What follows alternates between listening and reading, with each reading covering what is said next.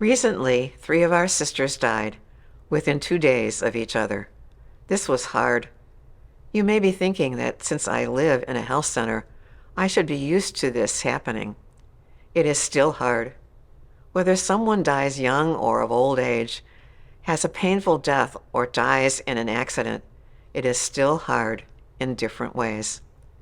My mother died at the age of 63 of ovarian cancer. At her wake, one of my sisters in Notre Dame said, "You will now feel closer to your mother than you ever did." I wanted to shout, "No, she is dead. She is gone."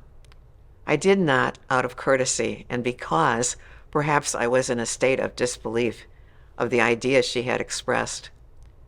My expectation had been that my mother and I would have many more years to enjoy each other's company here on earth.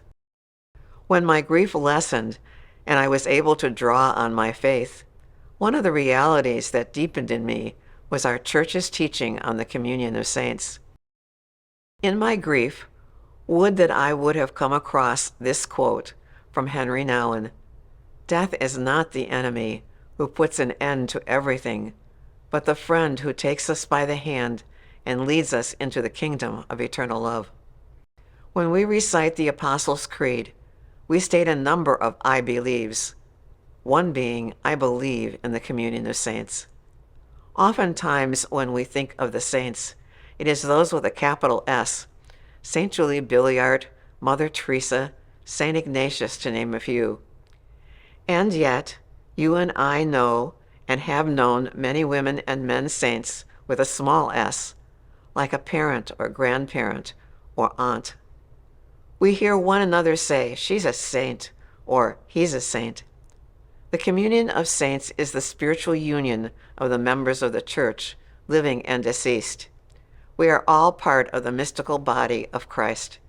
Each of us contributes to the good of all and share in the welfare of all.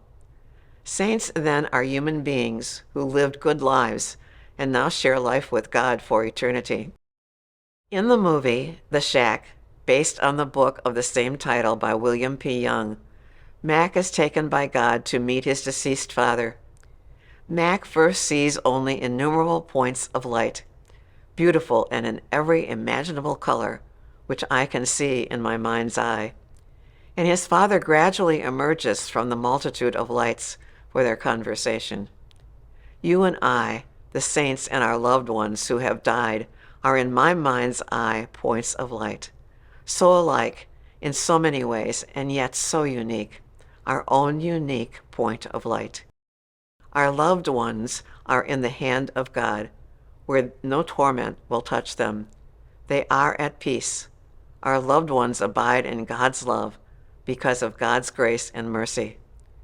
For a time after my mother's death, I felt like there was a chasm between us which could not be bridged. I gradually realized there was no chasm. When I remember a loved one, their words and their deeds, I feel connected. Do you?